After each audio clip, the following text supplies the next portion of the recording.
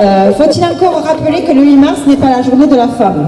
Le 8 mars est la journée internationale des droits des femmes, et en cela, elle est bel et bien une journée pour rendre visibles les luttes des femmes.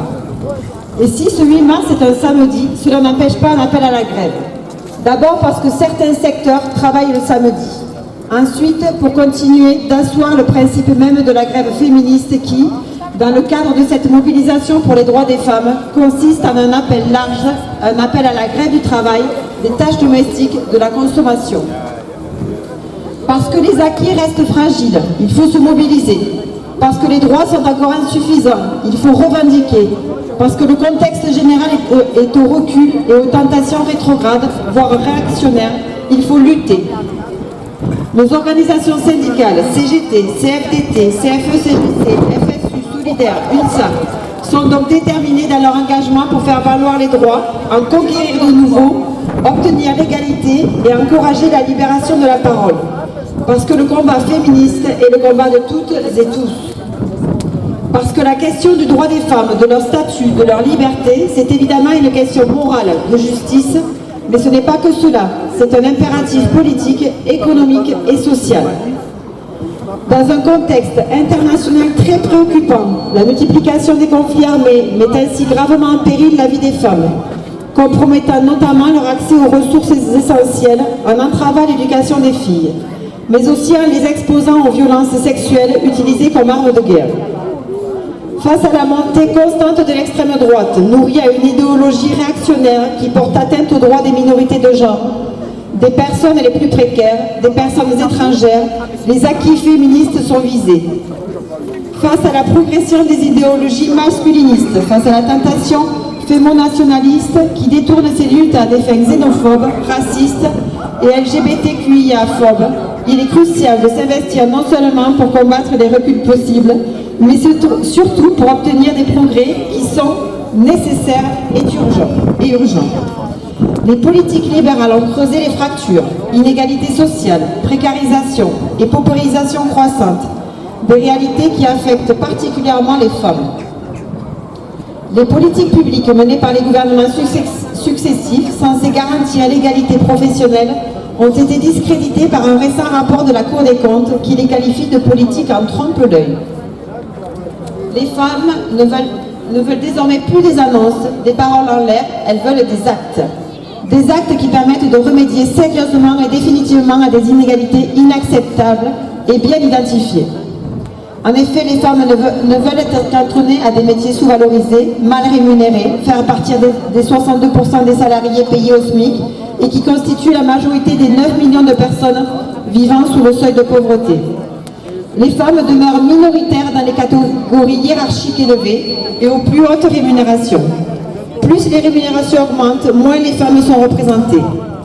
Ce constat que nos organisations posent, année après année, est largement admis et pourtant il n'y a aucune réelle volonté du patronat et des gouvernements successifs pour appliquer et faire aboutir la loi et aboutir à l'égalité professionnelle entre les femmes et les hommes. Des inégalités femmes-hommes qui se répercutent dans les pensions de retraite. Des pensions de retraite de droit direct, 38% moins élevées en moyenne que celles des hommes. Les femmes, qui représentent 82% des familles monoparentales, sont doublement pénalisées par les services publics exsangues dans la santé, l'éducation, la petite enfance et la prise en charge du grand âge. Le poids de la parentalité, incluant la double journée et la charge mentale, défavorise la carrière des mères, accentuant les inégalités salariales. 30% réduisent leur activité professionnelle à l'arrivée du premier enfant et 95% prennent des congés parentaux. Pour que la parentalité ne rime pas avec baisse d'activité, exiger un grand service public de la petite enfance pour en finir avec les crèches privées à but lucratif et les maltraitances liées aux économies de personnel serait une mesure déterminante et participerait à l'émancipation des femmes. Dans la fonction publique, les femmes gagnent en moyenne 296 € de moins que les hommes. L'absence de revalorisation des métiers féminisés, ainsi que les politiques salariales qui préfèrent l'indemnitaire à l'indiciaire dans la fonction publique, perpétuent les écarts salariaux. La mobilisation intersyndicale a permis de faire reculer le gouvernement sur son projet d'imposer 3 jours de carence. Par contre, sa volonté de réduire à 80% l'indemnisation des agents et agentes en cas d'arrêt maladie pénalisera d'abord les femmes et leur rémunération. Les réformes scolaires depuis 2017 contribuent à reproduire les inégalités de genre en matière d'orientation et renforcent les difficultés d'accès des filles aux filières mieux rémunérées, accentuant les inégalités professionnelles sur le long terme. L'égalité salariale ne sera effective qu'avec un plan ambitieux, cohérent et financé, garantissant l'application du principe à travail de valeur égale, salaire égal.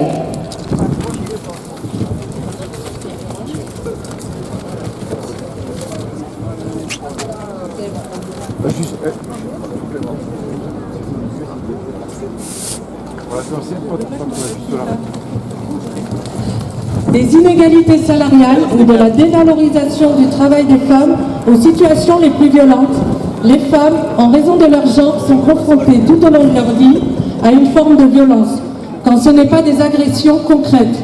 Les femmes sont ainsi les premières victimes de violences sexuelles et sexistes, et 86% des victimes de violences conjugales sont des femmes. L'égalité femmes-hommes n'aura de sens qu'avec un combat résolu contre les violences sexistes et sexuelles au travail et dans toutes les sphères de la société. Le procès des 51 violeurs de Gisèle Pelicot a rappelé que les violeurs sont des hommes ordinaires et que la culture du viol persiste dans les différentes strates de la société. Pour éradiquer la culture du viol, il est notamment essentiel de s'attaquer à la pornographie qui banalise les violences sexuelles exercées sur les femmes et les filles. 62% des jeunes de moins de 15 ans y sont déjà été exposés, contribuant ainsi à la diffusion d'une vision dangereuse de la sexualité où la femme infériorisée est réduite au rôle d'objet. Soulignons d'ailleurs que les plus touchées par les violences sexistes et sexuelles sont celles qui souffrent déjà de multiples oppressions.